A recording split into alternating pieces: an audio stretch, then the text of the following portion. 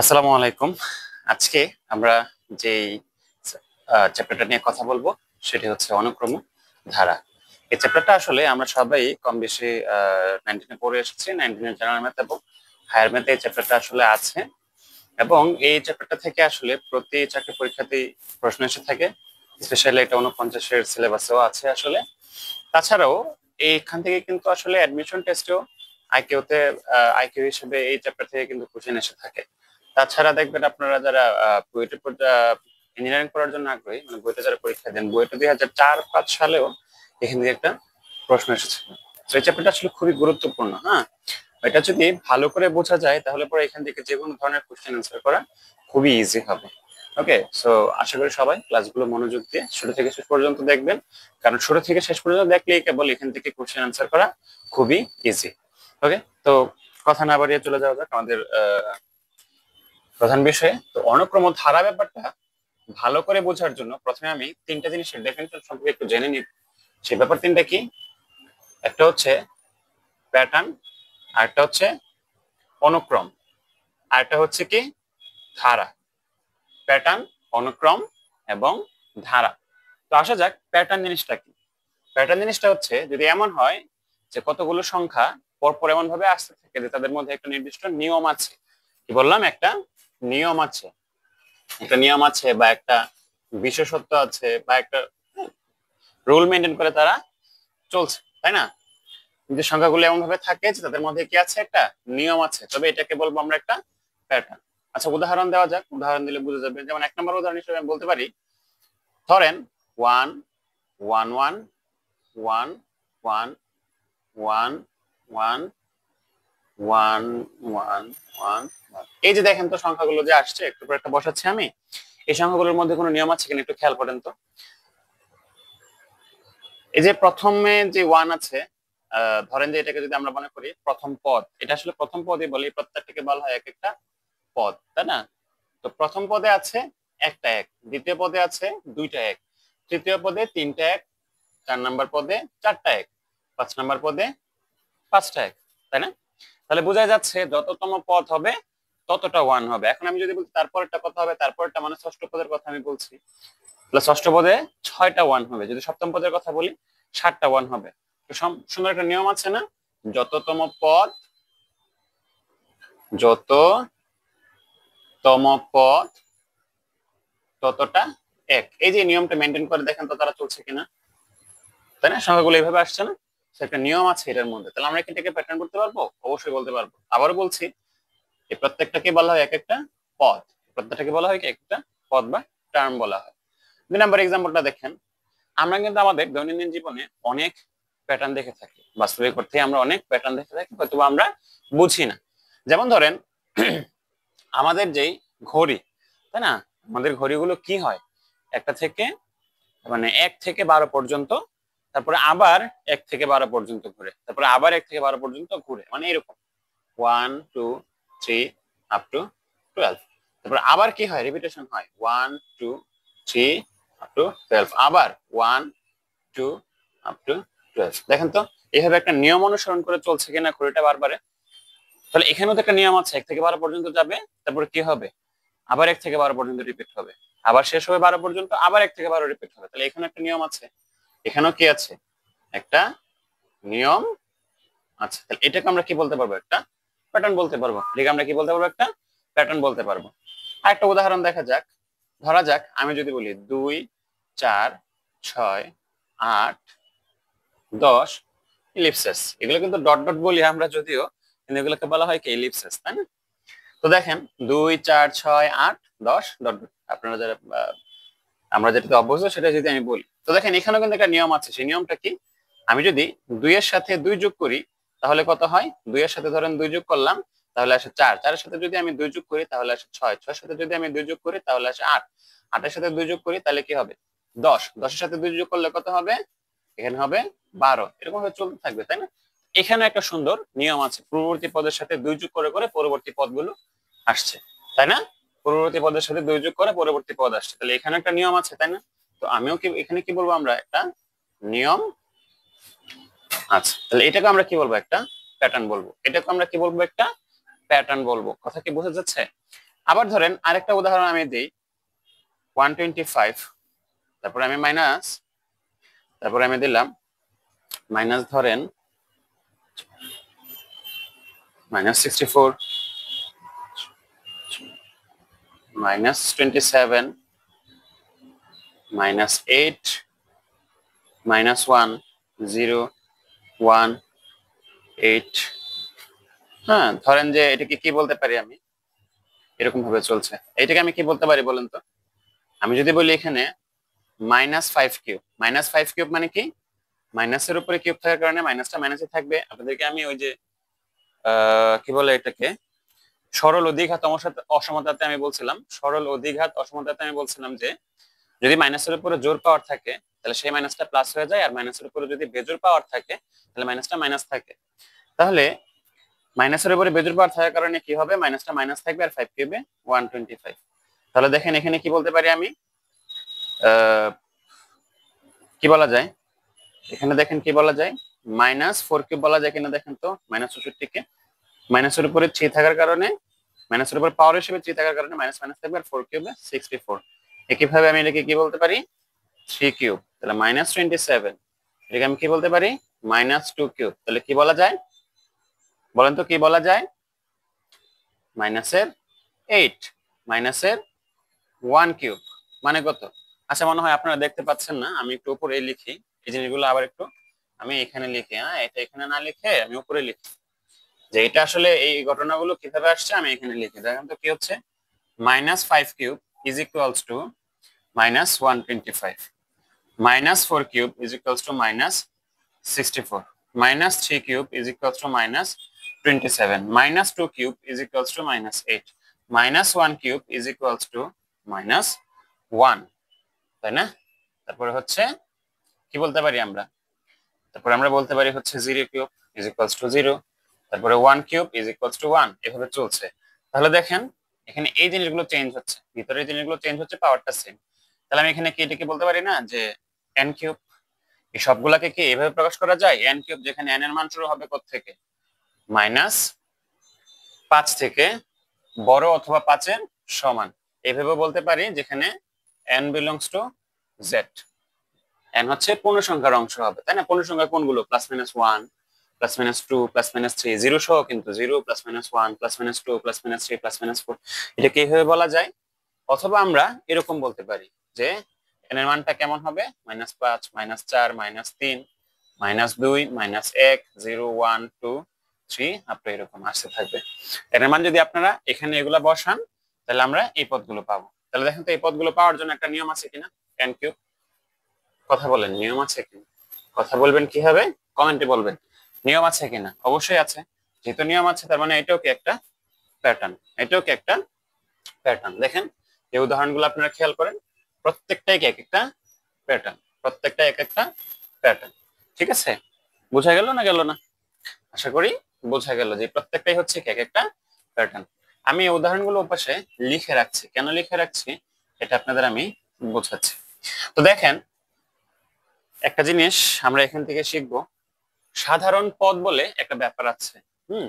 সাধারণ পদ বলে একটা ব্যাপার আছে। সাধারণ পদ কোনগুলো? আচ্ছা, এটা কি প্রথম পদ, দ্বিতীয় পদ, তৃতীয় পদ, চতুর্থ পদ, পঞ্চম, প্রত্যেকটা এক একটা পদ। অবস্থান অনুসারে তাদের নাম হচ্ছে প্রথম, দ্বিতীয়, তৃতীয়। প্রথম পদে অবস্থান করলে প্রথম, দ্বিতীয়তে অবস্থান করলে দ্বিতীয়, তৃতীয় অবস্থান করলে তৃতীয়। যাই হোক, তো সাধারণ পদ ব্যাপারটা কি? সাধারণ পদ ব্যাপারটা কি? সাধারণ পদ ব্যাপারটা খুবই সিম্পল একটা ব্যাপার। ধরেন সাধারণ আমরা একটা ব্যাপার কখন বলি, তাই না? যেটা সবার মধ্যে আছে সেটাই সাধারণ, তাই না? কমন হয়ে যায়। তার মানে কি, এমন একটা পদ যেই পদটা দিয়ে প্রত্যেকটা পদকে প্রকাশ করা যাবে। সাধারণ পদ হচ্ছে এমন একটা পদ যেই পদ দিয়ে এই প্রত্যেকটা পদকে কি করা যাবে, প্রকাশ করা যাবে। মানে এই প্রত্যেকটা পদের ভিতরেই আসলে সাধারণ পদটা কি অ্যাপ্লাই করা যাবে, তাই না? লোকায়িত আছে বলতে পারি, তাইলে তো সে সাধারণ হবে, সবার মধ্যে থাকলেই তো পরে সে সাধারণ হবে, তাই না? তো সাধারণ পদকে নরমালি আমরা এ এন দিয়ে প্রকাশ করি। সাধারণ পদকে নরমালি আমরা কি দিয়ে প্রকাশ করি, এ এন দিয়ে প্রকাশ করি। তাহলে এটা কি প্রথম পদ, প্রথম পদের জন্য এন এর মান কি 1, এন এর মান 1, তাহলে প্রথম পদের প্রকাশ করব কিভাবে, a1 দিয়ে। এটা কি দ্বিতীয় পদ, এটা কি দ্বিতীয় পদ, তাহলে এন এর মান 2, দ্বিতীয় পদকে প্রকাশ করব a2 দিয়ে, তৃতীয় পদ হলে a3, চতুর্থ পদ হলে a4, পঞ্চম পদ হলে A5 এভাবে চলবে আসলে, তাই না? তো দেখেন সাধারণ পদ যদি a n হয় তাহলে আমরা এটাকে আরেকটা নামে ডাকতে পারি না? a n, এটাকে আরেকটা নামে ডাকতে পারি না আমরা? n তম পদ বলতে পারি। n তম পদ, যেহেতু n এর মানে n, তার মানে কি এটা n তম পদ। তাহলে দেখেন তো এটার n তম পদ আছে কিনা আমরা একটু চেষ্টা করি বুঝার। এটার n তম পদ আছে কিনা এটাকে আমরা একটু বোঝার চেষ্টা করি। দেখেন 1 কে এখানে একটু বুঝেন। 1 কে আমি চাইলে 9/9 লিখতে পারবো। 9/9 মানে কি 1 না? 9 কাটাকাটি করলে 1। এখন এই 9 কে আমি 10 to the power 1 - 1 divided by 10 - 1 লিখতে পারি? দেখেন লেখা যায় কিনা? লেখা যায় তো। 10 টু দি পাওয়ার 1 মানে 10, 10 থেকে 1 গেলে 9, 10 থেকে 1 গেলে 9, 9 9 ডিভাইড করলে আবার 1 হয়ে যাবে। সো এই 1 কে আমি লিখতে পারি এটাকে আমি লিখতে পারি এরকম। ওকে, এবার 11 কে আমি কি লিখতে পারি? দেখেন তো 11 কে কি লিখতে পারি? 100 - 1 ডিভাইডেড বাই 10 - 1 লিখতে পারি কিনা দেখেন তো। অথবা এখানে লিখতে পারি কি 10 স্কয়ার মাইনাস 1 10 - 1। 100 - 1 মানে 99, 99 দিয়ে ডিভাইড যদি করি 10 - 1 মানে 9 দিয়ে, তাহলে 11 আসে। ওকে, তাহলে 100 মানে কি 10 স্কয়ার, এটাকে এরকম লেখা যায়। তারপরে 111 কে আমরা কি লিখতে পারি? 111 কে আমরা কি লিখতে পারি দেখেন তো, কি লেখা যায় বলেন তো? আমি যদি বলি 1000 - 1 ডিভাইডেড বাই 10 - 1, তার মানে কি 10 কিউব - 1 ডিভাইডেড বাই 10 - 1। ওকে, তো 10 - 1 10 - 1 না লিখে, বারবার না লিখে সিম্পলি একটা কাজ করা যায়, ডাইরেক্ট 9 বসায় দেওয়া যায়, তাই না? সবগুলাতেই যেহেতু 10 - 1 মানে 9 দিয়ে ভাগ করছি আমরা, সবগুলাতেই 9 দিয়ে দেওয়া যায়। তাহলে 10 কিউবে কত হয়? 10 কিউবে হয় 1000 মাইনাস 1, 999 কে 9 দিয়ে ভাগ করলে 111 হয়, তাই না? তো বুঝতেই পারছেন যে পরিবর্তনটা কোন জায়গাতে, এই জায়গাটা সেম, এই জায়গাটা সেম, এটাও সেম, জাস্ট এখানে পরিবর্তনটা আসতেছে, তাই না? এই যে পরিবর্তনটা কোন জায়গাতে আসতেছে, এই যে 1 2 3। এবার দেখেন তো এক কি ছিল প্রথম পদ, প্রথম পদের জন্য এখানে 1, এটা কি ছিল দ্বিতীয় পদ, দ্বিতীয় পদের জন্য এখানে 2, এটা কি ছিল তৃতীয় পদ, তৃতীয় পদের জন্য এখানে 3। তাহলে n তম পদটা কি হবে? n তম পদটা কি হবে বলেন তো? এই যে 10 টু দি পাওয়ার n তম পদ, n এর জন্য এখানে n হবে -1 ডিভাইডেড বাই 9। দেখেন তো হয়েছে কিনা? দেখেন তো এই সবগুলা পদকে আমি চাইলে এটা দিয়ে প্রকাশ করতে পারবো কিনা। এখানে দেখেন আমি যদি n এর মান 1 দেই তাহলে a 1 পাবো, n এর মান 1 দিলে a 1 পাবো। কথা বোঝার চেষ্টা করুন, যদি n এর মান 1 দেই তাহলে a 1 পাবো। a 1 মানে কি আমাদের প্রথম পদ। তাহলে প্রথম পদ আমাদের 1 হয় কিনা আমরা চেক করি। n এর মান n এর মান 1 বসিয়ে আমরা চেক করব যে 1 পাওয়া যায় কিনা। n এর মান যদি 1 বসাই 10 টু দি পাওয়ার 1 - 1 মানে কত? 9, 9 ডিভাইড বাই 9 মানে কত? 1 পাওয়া যাচ্ছে না? এই পদকে কি এই সাধারণ পদটা দিয়ে প্রকাশ করা যাচ্ছে, মানে এই পদ দিয়ে প্রকাশ করা যাচ্ছে? যাচ্ছে। যখন n এর মান 1 তখন 1 পাওয়া যায়। যখন n এর মান 2 হবে দেখেন তো এটা পাওয়া যায় কিনা, 11 পাওয়া যায় কিনা, এখানে কিন্তু করা আছে, তাই না?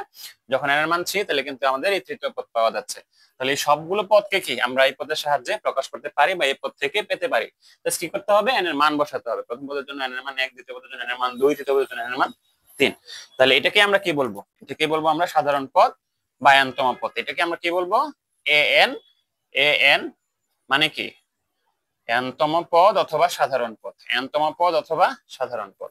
তাহলে এই প্যাটার্নটার কি আছে? এই প্যাটার্নটার n তম পদ আছে অথবা সাধারণ পদ আছে। সেই সাধারণ পদটা কি? an to the power n minus 1, sorry 10 to the power n minus 1 divided by 9। এই প্যাটার্নটার সাধারণ পদ হচ্ছে কি 10 to the power n minus 1 divided by 9। এবার দেখেন তো এটার কোনো সাধারণ পদ আছে কিনা। আমাদের যে দ্বিতীয় প্যাটার্নটা ছিল 1 থেকে 12, ঘড়ির কাঁটার যে প্যাটার্নটা ছিল 1 থেকে 12, তারপর আবার 1 থেকে 12, তারপরে আবার 1 থেকে 12, মানে এরকম যে রিপিটেশন, তাই না? এটাও কিন্তু একটা প্যাটার্ন, হ্যাঁ, একটা নিয়ম অনুসারে চলছে। সো এটা আসলে কোনো সাধারণ পদ আছে কিনা? এটা আসলে কোনো সাধারণ পদ নাই। এরকম an এরকম কোনো কিছু নাই যেখানে n এর মান 1 2 3 বসাইলে এরকম পাবেন। আপনি বলতে পারেন an ইজ ইকুয়ালস টু, আপনি n নেন, ওকে ফাইন, তাহলে a1 ইজ ইকুয়ালস টু 1 প্রথম পদ পাইলেন। তারপরে a2 ইজ ইকুয়ালস টু 2, মানে n এর মান 2 বসাইলে দ্বিতীয় পদ পাইলেন। a3 ইজ ইকুয়ালস টু 3 আপনি পাইলেন। এরকম বের করতে করতে a12 ইজ ইকুয়ালস টু 12 পাইলেন। এই পর্যন্ত ঠিক আছে যে n এর মান 1 বসাইলাম, তার মানে 1 আসছে, তাহলে a1 সমান হচ্ছে 1, প্রথম পদ সমান সমান 1, ওকে মিলে গেল তো। এবার a2 সমান 2, এটাও মিলে গেল, এটাও মিলে গেল। তাহলে an is equals to n দিয়ে কি আমি সবগুলা পদকে প্রকাশ করতে পারছি না? পারছি। কতটুকু পর্যন্ত? এই পর্যন্ত। এরপরে দেখেন a12 এর পরে কি a30 ইজ ইকুয়ালস টু কত? 30 হয়ে যাবে। a13 ইজ ইকুয়ালস টু 13 হয়ে যাবে। কিন্তু এখানে আছে কি 13তম পদ যেটা সেটা হচ্ছে 1, কিন্তু আমাদের এখানে এই সাধারণ পদ দিয়ে 13তম পদ আসছে 13। এই সাধারণ পদ হিসেবে 13তম পদ আসে কত? এই সাধারণ পদের আমরা যদি হিসাব করি তাহলে 13তম পদ আসে 13, কিন্তু আমার এখানে 13তম পদ কত? 1, মিললো না তো। তাহলে এই পদকে তো আর এটা দিয়ে প্রকাশ করা যাচ্ছে না। আমি কি বললাম? সাধারণ পদ হবে সে যাকে দিয়ে সবগুলো পদকে প্রকাশ করা যাবে। তার মানে এটা সাধারণ পদ হবে না। তার মানে কি এটার কোনো সাধারণ পদ নাই, এটার আসলে সাধারণ পদ নাই। এটা একটা প্যাটার্ন, বাট এটার কোনো সাধারণ পদ নাই। এই কথাগুলো কেন বলছি, সাধারণ পদের ব্যাপারটা কেন বলছি, এখান থেকে কোশ্চেন আসে সাধারণ পদ বের করো, অথবা সাধারণ পদ দেওয়া থাকে প্যাটার্নটি বের করো, হ্যাঁ, এরকম আসতে পারে। তাছাড়াও আমি একটা একটা ব্যাপার যেটা অনেক বেশি কনফিউজিং বা অনেক বেশি কনফিউশন সৃষ্টি করে আপনাদের মধ্যে, সেটা নিয়ে কথা বলার জন্য আমি জিনিসটা বুঝাচ্ছি আসলে। এবার দেখেন 2 4 6 8 10 12, এই যে প্যাটার্নটা 2 4 6 8 10 এরকম আসতে আছে। এটার আসলে কোন সাধারণ পদ আছে কিনা একটু খেয়াল করেন তো। আমি যদি এই 2টাকে লিখি, এই 2টাকে লিখি 2 প্লাস 1 মাইনাস 1 ইন্টু 2, আপনাদের কারো কোনো আপত্তি আছে? আপনাদের কারো কোনো আপত্তি আছে কিনা দেখুন তো। এই 2টাকে যদি আমি লিখি 2 প্লাস 1 মাইনাস 1 ইন্টু 2, তাহলে 1 মাইনাস 1 মানে কত? 0, 0 ইন্টু 2 মানে কত? 0, 2 প্লাস 0 মানে কত? 2। তাহলে এই 2 কে কিভাবে লেখা যায়? অবভিয়াসলি লেখা যায়, অবভিয়াসলি লেখা যায়। তারপরে আসেন এই 4 কে আমরা কি লিখতে পারতাম? 2 প্লাস 2 মাইনাস 1 ইন্টু 2 লিখতে পারতাম। দেখেন তো লেখা যায় কিনা, দেখেন তো লেখা যায় কিনা। 2 থেকে 1 গেলে কত? 1, 1 ইন্টু 2 মানে কত? 1 ইন্টু 2 মানে কত? 2, 2 প্লাস 2 মানে 4। তাহলে এই 4 কে আমি এভাবে লিখতে পারি, অবভিয়াসলি লিখতে পারি। তাহলে এবার আসেন 6 এর ব্যাপারটা। 6 এর ব্যাপারকে আমরা কি লিখতে পারি? 2 প্লাস 3 মাইনাস 1 ইন্টু 2, এরকম কি লেখা যায়? এরকম কি লেখা যায়? আমার কথা কি বোঝা যাচ্ছে? মানে এরকম কি লেখা যায় আসলে? দেখেন তো এরকম লেখা যায় কিনা। অবশ্যই লেখা যায়। তাহলে এই সবগুলোকে এইভাবে লেখা যাবে। এখন দেখেন পরিবর্তনটা আসছে কোথায়? পরিবর্তনটা আসছে কোথায়? পরিবর্তনটা আসছে হচ্ছে এখানে। এই যে দেখেন এখানে 1, এখানে 2, এখানে 3। তাহলে একদম n তম অবস্থায় গিয়ে, n তম অবস্থায় গিয়ে কি পরিবর্তনটা আসবে বলেন তো? 2 এর জায়গায় 2 থাকবে। এই যে এটা কি ছিল? প্রথম পদ ছিল। প্রথম পদের জন্য এখানে কত আসছে? 1, দ্বিতীয় পদের জন্য এখানে 2, তৃতীয় পদের জন্য এখানে 3। তাহলে n তমের জন্য কি আসবে? এখানে n ইনটু 2। আমরা কি এটা বলতে পারি না? এটা কি বলা যায় কিনা বলেন? তাহলে এটার জন্য n তম পদ কত? আমাদের এই প্যাটার্নটার জন্য n তম পদ an is equals to 2 plus n minus 1 into 2। তো 2টাকে আমি চাইলে এখানেও দিতে পারি, এখানেও দিতে পারি, এখানেও দিতে পারি, অথবা এটাকে এখান থেকে যদি আমি 2 কমন নিয়ে নিই তাহলে 1 plus n minus 1 এরকম আমি লিখতে পারি। এটা এরকমও লিখতে পারি। দেখেন তো যে এটা থেকে আসলে সবগুলো পদ পাওয়া যায় কিনা, বা এটা আসলে সবগুলো পদের রিপ্রেজেন্টেটিভ কিনা আমরা একটু চেক করব। তাহলে প্রথম পদ এটা 2, তাহলে প্রথম পদের জন্য n এর মান কত হবে? 1 হবে। প্রথম পদের জন্য n এর মান 1, এটা বসান তো, n এর মান 1। তাহলে 1 মাইনাস 1 মানে কত? 0। তাহলে 1 প্লাস 0 মানে 1, 2 ইনটু 1 মানে 2, পাওয়া গেল, ফাইন। দ্বিতীয় পদ হচ্ছে আমাদের 4। দ্বিতীয় পদ কত? দ্বিতীয় পদ হচ্ছে 4। তাহলে যেহেতু দ্বিতীয় পদ 2 নাম্বার পদ, তার মানে n এর মান হচ্ছে 2। তাহলে n এর মান 2 বসাইলে 2 মাইনাস 1 মানে কত? 2 মাইনাস 1 মানে 1, 1 প্লাস 1 মানে 2, 2 ইনটু 2 মানে কত? 4। তার মানে এটা দিয়ে কি প্রকাশ করা যাচ্ছে? এটাকেও প্রকাশ করা যাচ্ছে। এবার 3 নাম্বার পদের জন্য n এর মান কত? 3। 3 নাম্বার পদের জন্য n এর মান 3, তাহলে এ 3 হবে। 2 ইনটু 1 প্লাস 3 মাইনাস 1, দেখেন তো কি হয়? 2 ইনটু 1 প্লাস 3 থেকে 1 গেলে 2, কত আসতেছে? 2 ইনটু 2 এর একে 3, 6। তার মানে এটাও পাওয়া গেছে। তার মানে কি সবগুলাই পাওয়া যাবে। তাহলে যেই পদ সবগুলো পদের রিপ্রেজেন্টেটিভ, সবগুলো পদ উৎপন্ন করা যায় এখান থেকে, তাই না, বা সাধারণ হিসেবে ব্যবহৃত হচ্ছে, এটাকে আমরা কি বলবো? n তম পদ বা সাধারণ পদ, যাই বলি না কেন, দুইটার যে কোনো একটা বলা যাবে। তাহলে এটারও কি আছে? একটা সাধারণ পদ আছে। এটারও কি আছে? একটা সাধারণ পদ আছে। সাধারণ পদটা কি? an is equals to 2 into 1 plus n minus 1, 2 into 1 plus n minus 1। এটা কি বোঝা গেল? ব্যাখ্যাটা কি বোঝা গেল? এটারও কি আছে? একটা সাধারণ পদ আছে। কেন আমি এই সাধারণ পদ নিয়ে কথা বলছি এটা আপনারা একটু পরেই বুঝতে পারবেন, একটু পরেই বুঝতে পারবেন, ঠিক আছে?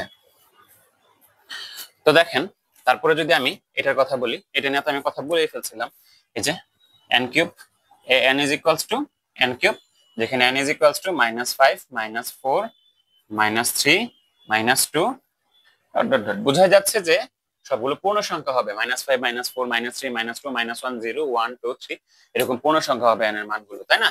তাও ভালো আপনি যদি n বিলংস টু z বলে দেন। z, এই z মানে কি?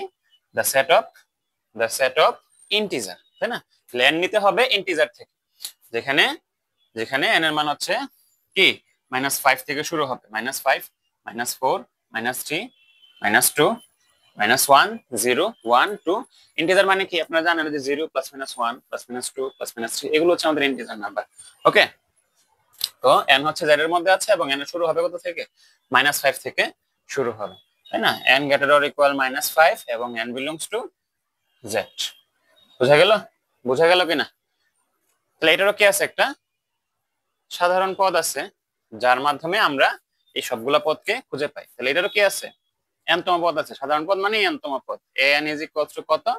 n cube. অবশ্য n এর উপর একটা শর্ত আছে, শর্ত আছে, তাই না? n এর উপর একটা শর্ত আছে, ওগুলাতেও কিন্তু ছিল, সেটা কি? n এর মান স্বাভাবিক সংখ্যা 1 2 3 4 5 6 7 8। এখানে n এর মানগুলা কি ছিল? যে প্রথম পদের জন্য 1, দ্বিতীয় পদের জন্য 2, তৃতীয় পদের জন্য 3, তাই না? চতুর্থ পদের জন্য 4 এরকম ছিল। এখানেও কি প্রথম পদের জন্য 1, দ্বিতীয় পদের জন্য 2, তৃতীয় পদের জন্য 3 এরকম ছিল, তাই না? তাহলে এখানে n belongs to natural number অন্তর্ভুক্ত ছিল, এখানেও কি n belongs to natural number. এটার ক্ষেত্রেও n belongs to natural number, আর এটার ক্ষেত্রেও কি n belongs to natural number. স্বাভাবিক সংখ্যা কোনগুলো? 1 2 3 4 5 6 7 8 এগুলোকে বলা হয় স্বাভাবিক সংখ্যা। আর এখানে n belongs to কি? এখানে n belongs to হচ্ছে এই যে z, যেখানে n greater or equal -5, n greater or equal -5 মানে -5 অথবা -5 থেকে বড়, এবং -5 অথবা -5 থেকে বড় সব সংখ্যা নিলেই হবে না, z এর অন্তর্ভুক্ত হতে হবে। কেমন? তো এখানে শর্তটা কি? n belongs to z এবং n greater or equal -5 এই হচ্ছে শর্ত। এই শর্ত অনুসারে n এর মানগুলো বসালে আপনি এগুলো পেয়ে যাবেন এখান থেকে কি? এখান থেকে এগুলো পাওয়া যাবে। আর এই শর্ত অনুসারে n এর মান বসাইলে এখান থেকে এগুলো পাওয়া যাবে, তাই না? n এর মান যদি আপনার স্বাভাবিক সংখ্যা থেকে নেই, 1 2 3 4 5 6 নেই, তাহলে এখানে বসায় দিলে আমরা এগুলো পেয়ে যাব। সিমিলারলি আমরা এটাও বলতে পারি। তো সাধারণ পদ কিভাবে বের করতে হয় কিছুটা আইডিয়া আপনারা পেয়েছেন, আমি আরো দেখাবো। আসলে এটা কেন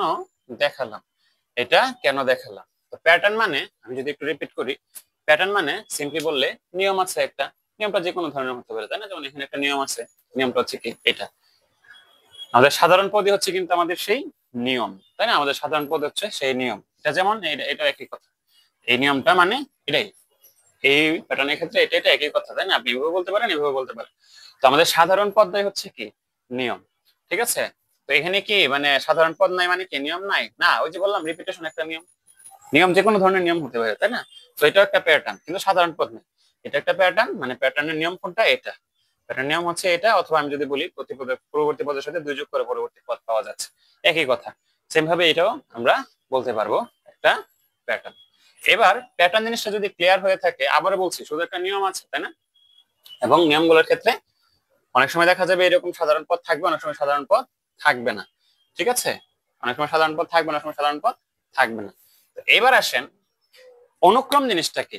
অনুক্রম জিনিসটা যেভাবে আপনাদের শেখানো হয়, আপনারা শিখে থাকেন, অনুক্রম মানে হচ্ছে কি সিকোয়েন্স। যেটা আপনারা শিখে থাকেন সেটা হচ্ছে কি নিয়ম আছে, আর 2 নম্বরে কি ক্রম আছে,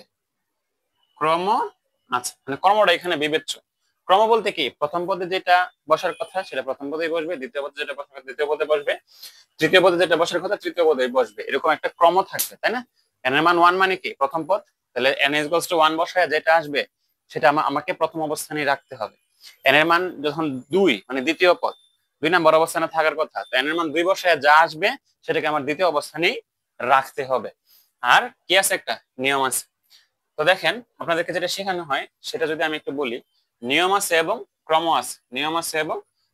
আছে, তাহলে দেখেন এখানে একটা নিয়ম আছে না, এটাকেও ধরতে পারি আমরা, এটাকেও ধরতে পারি, কোনো সমস্যা নাই কিন্তু। তো দেখেন এখানে একটা নিয়ম আছে না, এখানে কি একটা নিয়ম আছে কিনা বলেন, আপনারা একটু বোঝার চেষ্টা করেন। এখানে একটা নিয়ম আছে, ওকে।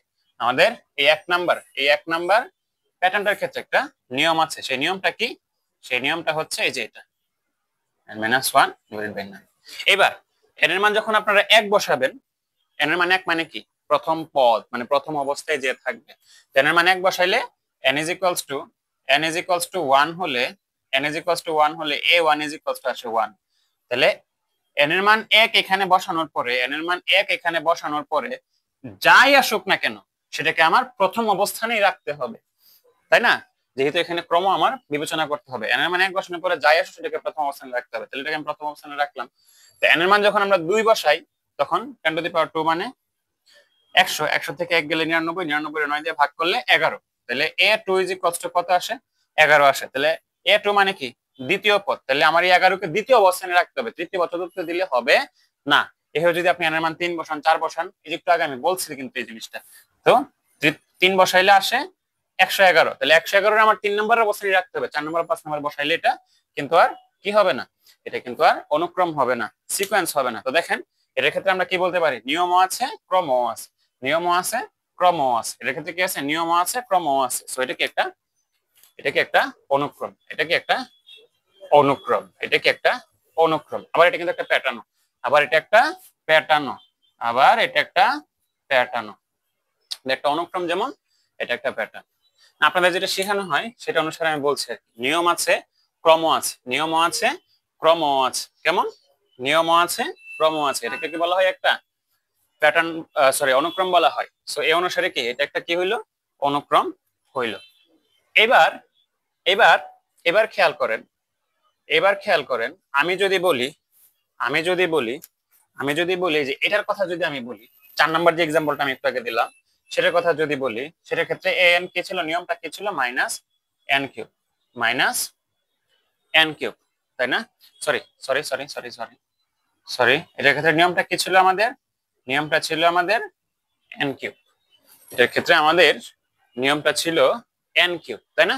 যেখানে n এর মান হচ্ছে -5 থেকে শুরু হবে, -5 -4 -3 এরকম ভাবে। তো নিয়ম আছে এবং ক্রমও কিন্তু আছে। n এর মান যখন আপনি প্রথম মান কোনটা -5, n এর মান যখন আপনি কি বসাবেন -5 বসাবেন, তাই না? n এর মান যখন আপনি -5 বসাবেন, তার মানে কি n এর মান এটাই কিন্তু আমাদের ফার্স্ট ভ্যালু। তাহলে ফার্স্ট ভ্যালু হিসেবে কি আমরা কি করব, n এর মান -5 বসায় যেটা আসবে সেটা প্রথম অবস্থানে থাকবে। সো এটা আছে তো -125। n এর মান যখন আমরা -4 বসাবো, তাই না? তার মানে কি এটা আমাদের সেকেন্ড ভ্যালু, তাহলে -4 বসায় যা আসবে সেটাকে কিন্তু আমরা সেকেন্ড পজিশনে রাখতে হবে, মানে ক্রম বিবেচনা করতে হবে। n এর মান 3 বসায় যেটা আসে কত আসে 27 আসে, তাহলে 3 মানে কি -3 মানে কি থার্ড ভ্যালু, থার্ড পজিশন, তাহলে থার্ড পজিশনে -20 এরকম। তাহলে কি আছে নিয়মও আছে ক্রমও আছে, তাহলে এটা কি হবে অনুক্রম হবে। তাহলে এটা কি হবে অনুক্রম হবে, এটা কি হবে অনুক্রম হবে। আপনাদের এই ডেফিনিশন অনুসারে এটা কি হবে অনুক্রম হবে। আপনাদের এই ডেফিনিশন অনুসারে এটা কি হওয়ার কথা অনুক্রম হওয়ার কথা, কিন্তু এটা কিন্তু আসলে অনুক্রম না। এই তো ভেজাল লেগে গেল, তাই না? এটা প্যাটার্ন কিন্তু এটা অনুক্রম না। এই দুইটা জিনিস থাকা সত্ত্বেও, এই দুইটা জিনিস এর মধ্যে থাকা সত্ত্বেও, এই প্যাটার্নে থাকা সত্ত্বেও সেই প্যাটার্ন কিন্তু কি হইলো না অনুক্রম হইলো না, বা এই সংখ্যাগুলো কি হইলো না, এটা কি হলো না অনুক্রম হলো না, এটা কি হলো না অনুক্রম হলো না। তাহলে অনুক্রমের অ্যাকচুয়াল ডেফিনেশনটা কি, তাহলে অনুক্রমের অ্যাকচুয়াল ডেফিনেশনটা কি, যেটা দিয়ে আমরা বুঝতে পারবো যে এটা আসলে অনুক্রম কিনা, তাই না? বা অনুক্রম হলে প্যাটার্ন হবে কিনা, প্যাটার্ন হলে অনুক্রম হবে কিনা। যেহেতু দেখতেই পাচ্ছেন পূর্বের এক্সাম্পলটা কি ছিল, প্যাটার্ন ছিল অনুক্রম ছিল, কিন্তু এখন একটা আবার প্যাটার্ন কিন্তু অনুক্রম না, তার মানে প্যাটার্ন এবং অনুক্রমের মধ্যে কি আছে একটা সুন্দর সম্পর্ক আছে। এই ব্যাপারগুলো কিন্তু বুঝার মতো, এই ব্যাপারগুলো বুঝার মতো। যারা চাকরি পরীক্ষার্থী আছেন তারা চাইলে এগুলো বুঝতে পারেন, চাইলে স্কিপ করতে পারেন, মানে কি যে জিনিসগুলো আপনাদের লাগবে না সেগুলো আপনারা স্কিপ করবেন। তবে আমার যে লেকচারগুলো থাকবে এখানে ইন ডিটেইলস বলা থাকবে, এই চ্যাপ্টারটার উপর ইন ডিটেইলস বলা থাকবে যেন ভালো মতো বুঝতে পারেন আর কি। স্পেশালি যারা 9-10 এরা তোমরা আছো এবং যারা অ্যাডমিশনের পরীক্ষার্থী তোমরা আছো, ভালো করে বুঝে নাও, যেগুলো কাজে লাগবে, ঠিক আছে? আচ্ছা, তো কি বলছিলাম যে এটা অনুক্রম না, তাহলে অনুক্রমের অ্যাকচুয়াল ডেফিনেশনটা আসলে কি? যাই হোক, অনুক্রমের অ্যাকচুয়াল ডেফিনেশনটা আমি লেকচার 2 তে বলবো। সে পর্যন্ত ভালো থাকো, সুস্থ থাকো, আল্লাহ হাফেজ।